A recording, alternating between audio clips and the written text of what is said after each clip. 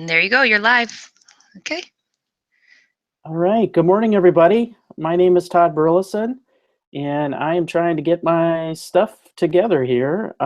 It looks like I'm going to share my screen, and I think I'm sharing right now, and I'm going to open up those slides and get them going. Am I sharing properly here? Is everything going? I hope so. Well, good morning, everyone. As I said, my name is Todd Burleson. I am the library media specialist at Hubbard Woods Elementary School in Winnetka, Illinois. And I am going to be talking with you today a little bit about what I've been doing here recently with drones in my school.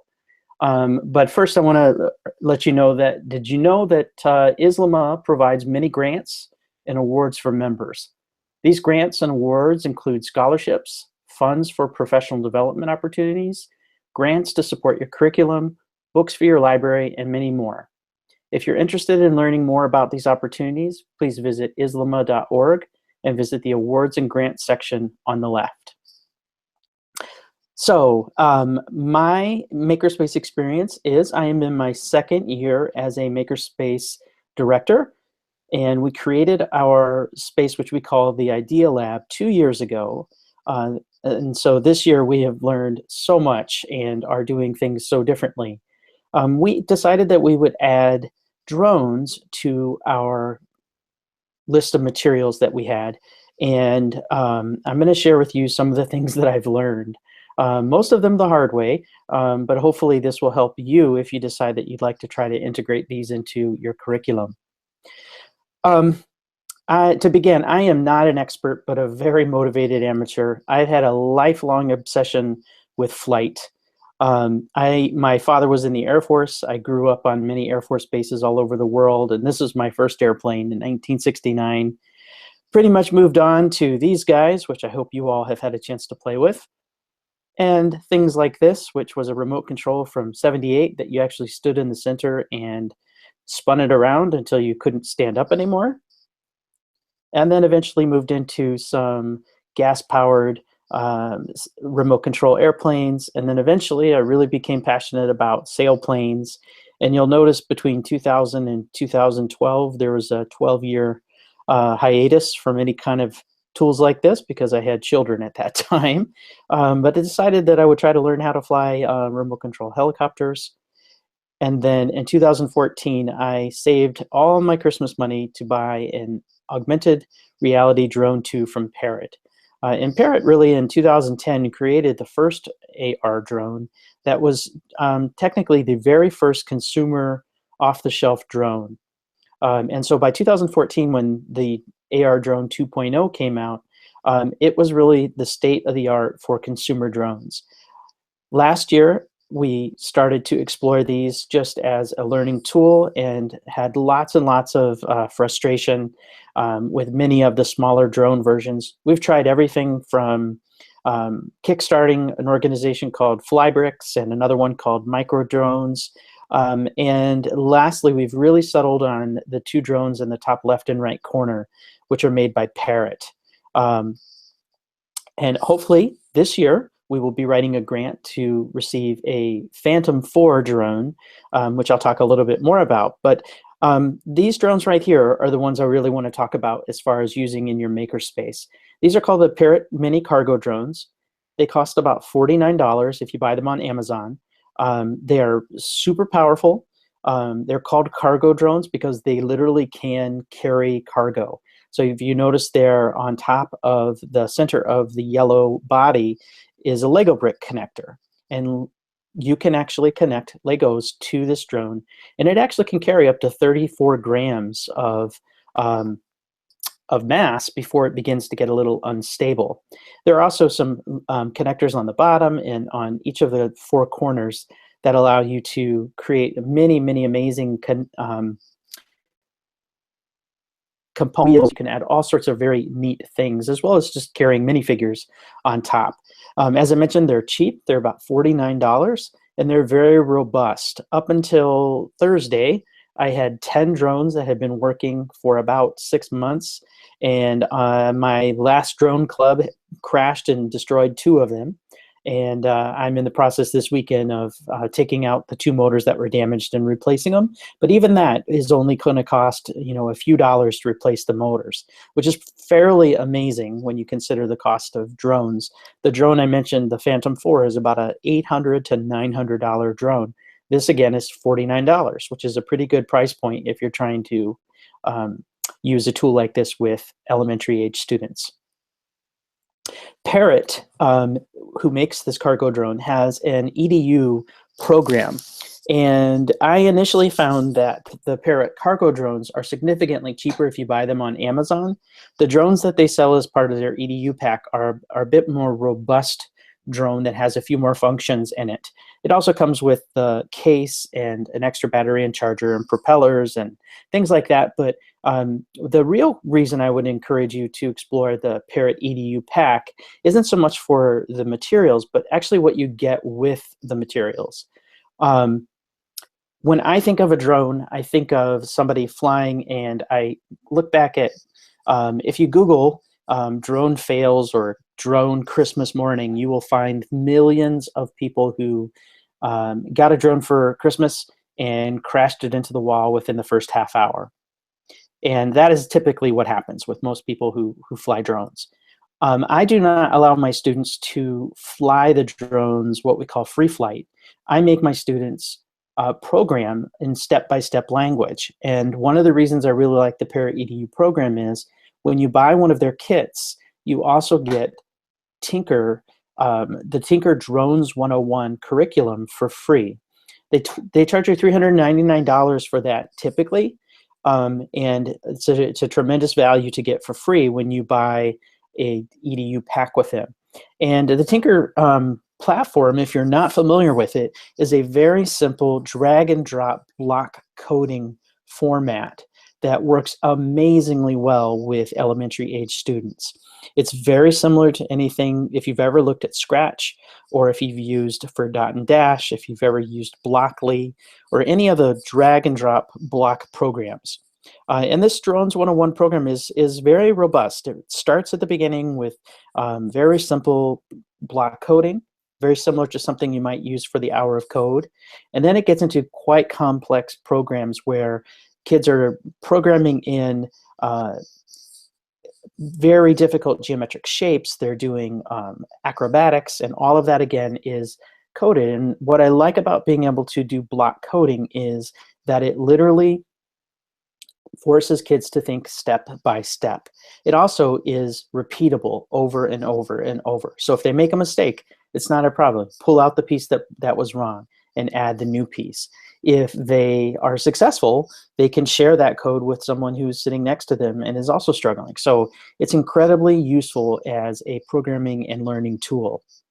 Here's just a quick screenshot of what one of those early programming languages, or not programming languages, but programming activities looks like. So you can see when you press the start button, this drone is going to take off. It's going to move forward for 1 second, and it's going to land. And there's no crashing into walls. There's no running up and hitting the ceiling or any of that sort of stuff. It is consistent. You know exactly what's going to happen each time. As part of some of the work that I've done with both teachers and students, I just recently presented a full-day workshop at the Illinois Computing Educators Conference. And I had my participants work through these 3 challenges that I'm going to be sharing with you. And it was phenomenal because it did exactly what I do with my students. It taught the adults who were there. Many of them had never used the Tinker coding language, and many of them had never flown a drone. And so this really gave them a safe step-by-step procedure to explore and understand how drones work and how the programming languages work. And so these are all included in my links at the end of this workshop. But the very first one, it was a cargo challenge, and I look at, when I'm using these tools, how am I accessing all of the STEAM areas? And for me, this was really a science as well as a mathematical component, because the students were not only measuring and programming and coding, but they also had to come up with the structure that would allow them to carry the most mass from point A to point B. And so there was a lot of measuring, there was a lot of step-by-step improving and exploring, and a lot of learning by watching other people. It was a fantastic experience for the adult learners. This is the second one, and this was more of an art project where the students, or the parents actually, excuse me, the adults who were in the program attached LED lights to the drones and then programmed various movements for the drone. And we used a long exposure app for the iPad to record the light trails of the drones moving through space. And the result was beautiful, beautiful, colorful paths of the light moving through space against a black background. And so it was just incredibly beautiful. And most of the participants had never seen that type of photography. So it was almost like magic for them to see. And then the third experience was what we call the Pickup and Delivery Challenge. And I showed them, of course, the Amazon drone and the UPS drone that are, now picking up and moving packages for Amazon and UPS. And this was very similar to that, except they had to deliver a minifigure. And so it was an incredible science challenge, a design and engineering challenge, because they had to design a system that would safely move the minifigure from point A to point B. And many of them tried, flipping the drone and slinging the person, and all sorts of really crazy fun ways to get it there. But it had to be delivered safely, which was a big challenge. So you can see there's a math experience, an art experience, a science and engineering experience as a fantastic way of just bringing this into the curriculum. For those of you who are kind of ready to take it to maybe a more advanced level, I found this company called Drone Blocks that actually is giving away all of their knowledge for free. And basically this is very similar to the Tinker coding language, but it is a stripped down block coding language that works only with the DJI drones, the Phantom 3 and 4, but it is designed around having students in grades 4 through 8 understand the programming elements of it, but also then integrating the STEAM areas around specific challenges. And so they believe they have 8 lessons on their site that you can download for free that give you deep immersions into different mathematical concepts, such as looking at hypotenuse and measuring angles. They have some challenges that they've just recently created, similar to the ones that I just shared with you. But this program, again, it's free.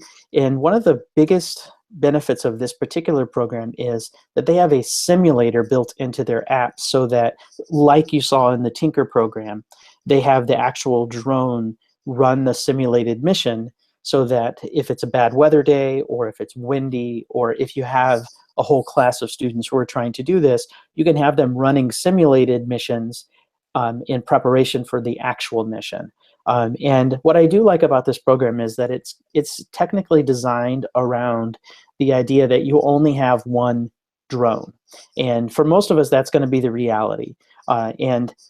This particular one drone, the students all create missions that then they can take the drone outside and over the course of an hour fly all of their different missions. And this company and the creators of the software are constantly evolving and adding new elements to it. And I just spoke with them yesterday, and they're working on creating three-dimensional images that you can then scan and use various 3D printing software to actually make a model of your school, or to make a panoramic of your school. And they also have really great ideas on how to do fundraising to purchase one of the Phantom drones, which is, as I mentioned, is a fairly expensive expenditure, but through their programs, I think it's pretty accessible for almost all of us. In fact, they highlight one teacher who in 1 hour had created a GoFundMe page, and within an hour, the entire cost was funded. And so that's a great example to follow. One of the things that I've noticed is that when you talk about drones and talk about robotics, this tends to be a heavy male interest area. And I have found in this organization called Women in Drones, which is technically based out of Australia, but they are working very hard to encourage and to bring girls into the STEAM fields, and particularly with unmanned aerial vehicles, which is another name for drones. And they have several programs that are designed to encourage girls. And I'm actually working with them to create a summer class where I'm having a drone camp for 4th and 5th grade girls only this summer. And I'm doing that to encourage them to have full exposure to these tools that they may or may not have had a chance to see. And what I've seen in my classes that I have right now is mostly it's boys. I have a couple of girls who are really robust and are in there and trying really, really hard, but they are not getting as much time on what we call stick time or controlling time, just because the boys tend to be more bossy, to be honest. And so I'm looking forward to having a girls only class so that girls can really truly spend their entire week programming and resulting in creating missions. If you are interested in just kind of exploring drones, and like I mentioned, one of the realities is you may not have enough drones for everyone to be working on, and so this is an alternative. Drone Sim Pro offers you a free version that you can download and use on Mac and PC that will allow kids to learn to pilot, kind of like a video game.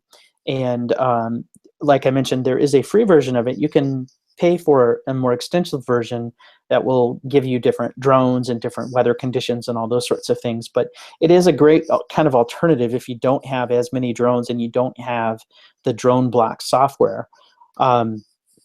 These are some of my lessons learned, and I mentioned it briefly, but my students are not allowed to free fly until they've mastered the flight checklist, which I'll share with you in a minute. It also works best to have students partner. When you add 2 or 3 drones in a room, and it sounds like a swarm of bees.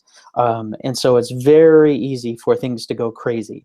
And so by cutting down the number of things that are flying in the room by half, you eliminate half the number or twice as many of the problems as well. And so we have a programmer and a wrangler, and the wrangler is in charge of always going and getting and picking up the drone and getting it back to the start place. We use flight zones in my space, in my library. Basically all they are hula hoops with about a 10-foot open space between the two, and those are the zones, and we have 7 of those zones set up in our space.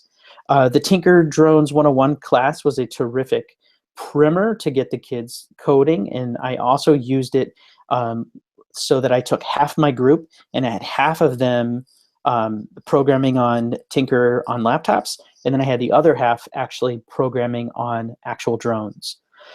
Once kids have really mastered the basics, they've gotten comfortable with the coding elements, then we move up to a simple obstacle course. This is the flight school checklist that I have my kids program. So they're doing almost exactly the same thing on the Drones 101 class as they're doing with an actual drone. And so they're creating these missions in Tinker, and they have to have me check off each of their missions before they can move on to the next. And again, each kid has their own flight log. So we're working in partners, and the kids are moving through this step by step. I created a Padlet for my Illinois Computing Educators Conference that had ideas, links, resources, and this is available to all of you as well. And please feel free to continue and add to this Padlet as well if you find other resources that you want to share. MindMeister is a very cool tool to allow people to brainstorm together. And again, this is a very early screenshot of this tool, but I've got the various subject areas in it, and I just have added different resources and tools, and I encourage you to do the same. If you have ideas that would benefit all of us, then please add them. This is the link to all of the resources that I've created. So I've got all the lesson plans, I've got all of my videos that I use with my students, all of my flight missions, all that sort of stuff is all in this one resource here for you. I want to remind you that this free professional development was brought to you by the Illinois School Library and Media Association. If you're interested in seeing what other benefits your membership provides, visit islama.org today. I thank you for attending, and then in just a few minutes we're going to have you go to session 3, but I believe we may have some time for questions. So I'm going to get out of here, and Lissa, do we have any questions? Right now there aren't any questions yet. People were asking to access your slide. Oh, I just got a question. Okay. It said, from Kim, I know he has said Parrot mini drones are on Amazon for $49.99. I can't find them on Amazon. Can we get a link for that? I